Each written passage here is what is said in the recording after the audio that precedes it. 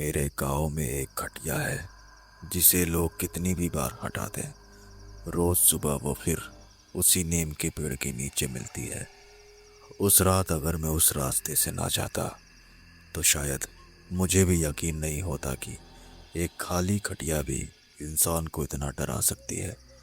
नमस्कार मेरे बहादुर साथियों, मेरा नाम है शशांक और खौफ नगर में आपका स्वागत है। तो आइए चलते हैं हमारी आज की कहानी की ओर। दोस्तों, मेरा नाम रवि है। मैं उत्तर प्रदेश के फतेहपुर जिले के एक छोटे से गांव का रहने वाला हूं। ये बात सन 2002 की है, जब मैं 18-19 साल का था। यह घटना आज से करीब 22 साल पहले की है, लेकिन आज भी जब मैं उस रात को याद करता हूं तो मेरे रोंगटे खड़े हो जाते हैं। वो सन्नाटा, वो ठंडी हवा और वो चरमराहट आज भी मेरे कानों में गूंजती है। हमारे गांव के बाहर एक छोटी सी नदी बहती है और नदी के ही किनारे एक पुराना नीम का पेड़ है, इतना विशाल और घना कि दूर से ही पहचान में आ जाता है। और उसी पेड़ के नीचे एक पुरानी खटिया हमेशा पड़ी रहती थी। बचपन से ही मैं उसे वहीं देखता आया था। उसकी लकड़ियां काली पड़ चुकी थी, रस्सियां घिसकर पतली हो गई थी, लेकिन वो टूटती नहीं थी, जैसे वो उस पेड़ का ही एक हिस्सा हो। हमारे गांव में उसके बारे में एक अजीब सी बात मशहूर थी। कई बार लोगों ने उस खटिया को वहां से हटाया, लेकिन हर सुबह वो फिर उसी नीम के नीचे मिलती थी। किसी ने जलाने की कोशिश की तो लकड़ियां गीली निकली, किसी ने नदी में बहा दिया तो अगली सुबह वो फिर कीचड़ से सनी हुई अपनी जगह पर पड़ी मिलती थी।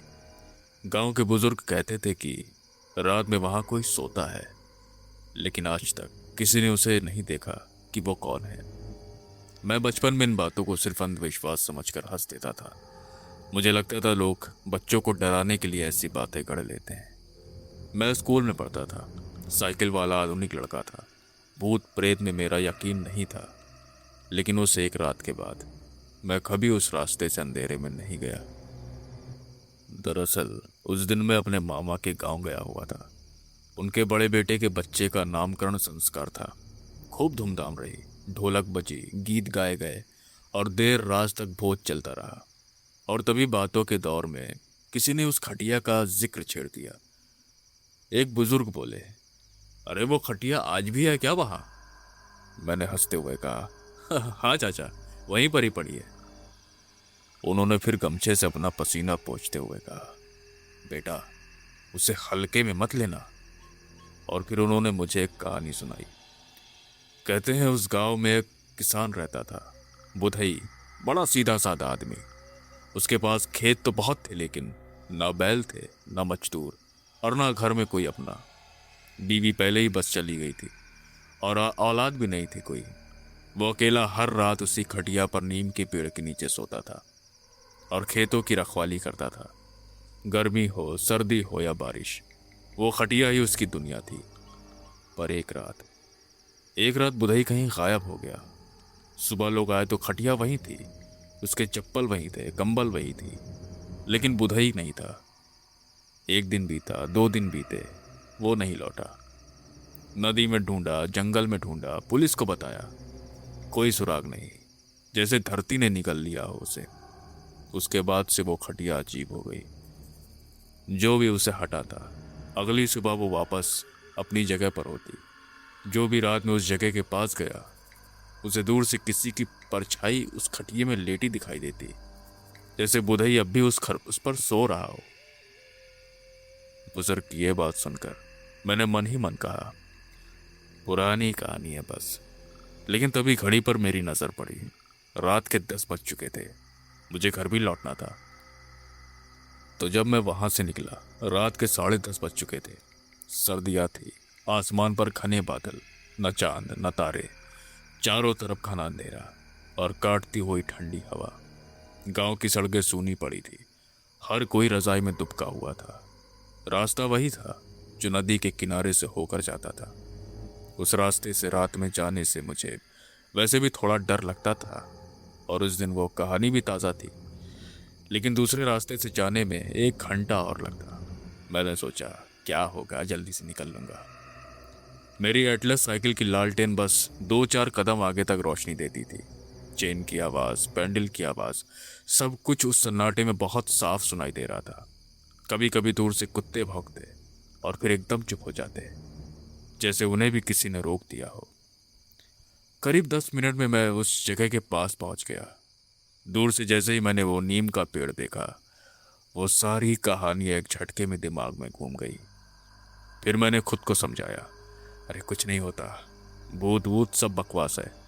और मैंने साइकिल की रफ्तार थोड़ी और बढ़ा दी। लेकिन जैसे ही मैं थोड़ा और पास पहुंचा, मेरी नज़र उस खटिया पर पड़ी। वो वहां थी, अंधेरे में। अंधेरे में भी उसका काला आकार साफ दिख रहा था। और उस पर एक कंबल पड़ी थी, और वो कंबल बीच में से उभरा हुआ था, जैसे उसके नीचे कोई लेटा हो। मैंने सोचा, होगा कोई किसान जो सो रहा होगा। लेकिन तभी एक अजीब बात महसूस हुई। चारों तरफ हवा चल रही थी, लेकिन उस पेड़ के आसपास सब कुछ ठहरा हुआ था। कोई हवा नहीं, फिर भी खटिया हल्की हल्की हिल रही थी, जैसे कोई करवट बदल रहा हो। मेरे हाथ अपने आप हैंडल पर कस गए। मैंने साइकिल धीमी कर दी। अब मैं उस जगह के 50 कदम दूर था। तभी मुझे वो आवाज सुनाई दी। वही आवाज जो पुरानी खटिया पर बैठने से आती है, जब रस्सियां तनती है और लकड़ियां एक दूसरे से रगड़ खाती हैं। मेरा गला सूखने लगा। मैंने ध्यान से देखा, और तभी वो कंबल ऊपर उठा, बहुत धीरे से, जैसे उसके नीचे लेटा हुआ कोई उठकर बैठ गया हो। मेरे पैरों के नीचे से जैसे जमीन खिसक गई। मैं वहीं जम गया। लेकिन सबसे डरावनी बात यह थी, वहां कोई दिख नहीं रहा था। खटिया हिल रही थी, कंबल हिल रहा था, लेकिन कोई इंसान नहीं था वहां। न सिर, न हाथ, न पैर, बस वो कंबल जो अपने आप उठ रहा था और गिर रहा था। मेरे पूरे शरीर में ठंडा पसीना आ गया। मैं पीछे मुड़ा, दौड़कर साइकिल तक पहुंचा। हाथ कांप रहे थे, पैर लड़खड़ा रहे थे। साइकिल उठाई और पूरी ताकत से पैडल मारने लगा। बस एक ही ख्याल था, उस जगह को जल्द से जल्द पार कर लूं। और जैसे ही मैं खटिया के बिल्कुल पास से गुजरा, खटिया जोर से हिली, रस्सियां चरचर की आवाज से साथ तन गई। और उसी पल मुझे सुनाई दिया, सांसें, भारी गहरी सांसें, जैसे कोई गहरी नींद में सो रहा हो। ऐसी आवाज जैसे बहुत बुजुर्ग आदमी की छाती से आ रही हो। मैंने पेंडल और तेज मारे, और तभी पीछे से एक आवाज आई, कौन है? वो आवाज बहुत धीमी थी, दबी हुई, लेकिन हर शब्द सुनाई दे रहा था। किसी बूढ़े आदमी की आवाज, जैसे सालों से किसी ने उससे बात ना की हो। गला सूखा हुआ, शब्द मुश्किल से निकल रहे थे। और फिर थोड़ी जोर से, रुक जा बेटा, रुक जा। मेरा दिल इतनी जोर से धड़क रहा था कि लगा सीने से बाहर निकल जाएगा। मैंने पीछे नहीं देखा, एक पल के लिए भी नहीं। पैरों में जान नहीं थी, लेकिन पेंडल मारता रहा। साइकिल की चेन ढीली हो गई थी, पर परवाह नहीं थी। करीब 2 मिनट बाद जब मैं काफी दूर निकल गया, तब हिम्मत जुटाकर पीछे मुड़कर देखा। नीम का पेड़ दूर खड़ा था, और उसके नीचे वही खटिया। लेकिन अब वह बिल्कुल शांत थी, जैसे वहां कभी कुछ हुआ ही नहीं। न हवा, न आवाज, न हरकत, बस वो पेड़, वो खटिया, और चारों तरफ अंधेरा। मैं उस रात सीधे घर पहुंचा। अम्मा ने दरवाजा खोला, मेरा चेहरा देखा, बोली, क्या हुआ, तबीयत खराब है? नहीं अम्मा, बस ठंड बहुत लग रही है। मैंने उन्हें कुछ भी नहीं बता सका। पूरी रात नींद नहीं आई। जैसे ही आंख बंद करता, वो आवाज कानों में गूंजती, कौन है, रुक जा बेटा। और वो कंबल जो अपने आप उठ रहा था। मैंने कई बार लालटेन जलाई, कमरे में कोने में झांका। ऐसा लगा जैसे कोई मुझे देख रहा है। सर्दी की रात थी, लेकिन शरीर से पसीना निकल रहा था। अगले दिन जब मैं अपने दोस्त नसीम के साथ उधर गया, नसीम बचपन का यार था मेरा, मैंने उसे सब बताया। वो तो पहले हंसा, रवि तू भी क्या बात करता है यार, रात में टूट डर गया होगा इसलिए ऐसा होगा। लेकिन जब हम वहां पहुंचे तो वो चुप हो गया। खटिया वहीं पड़ी थी, उसी जगह पर, और ऊपर वही पुराना फटा पुराना कंबल। नसीम ने कहा, चल आज इसे हटाते हैं। लेकिन उसके पाँव आगे नहीं बढ़े, वो भी वहीं रुक गया। तभी वहां से एक बुजुर्ग गुजरे, रामचंद्र चाचा, हमारे ही गांव के 80 के करीब उम्र। उन्होंने हमारी बातें सुन ली और पास आए। तुम लोगों ने भी देख लिया क्या? मैंने पूछा। चाचा, ये खटिया यहाँ आती कहाँ से है? उन्होंने गहरी सांस ली और उस नीम के पेड़ की तरफ देखा। उनकी आंखों में दूर की यादें थी। बेटा, बहुत साल पहले यहाँ एक किसान रहता था, बुधई। वो रात में खेत की रखवाली करता था।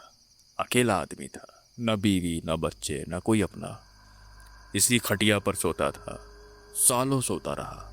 खटिया ही उसकी दुनिया थी। एक रात वो गायब हो गया। सुबह लोग आए तो खटिया वहीं थी, कंबल वहीं था, सब कुछ वहीं था, लेकिन बुधई नहीं था।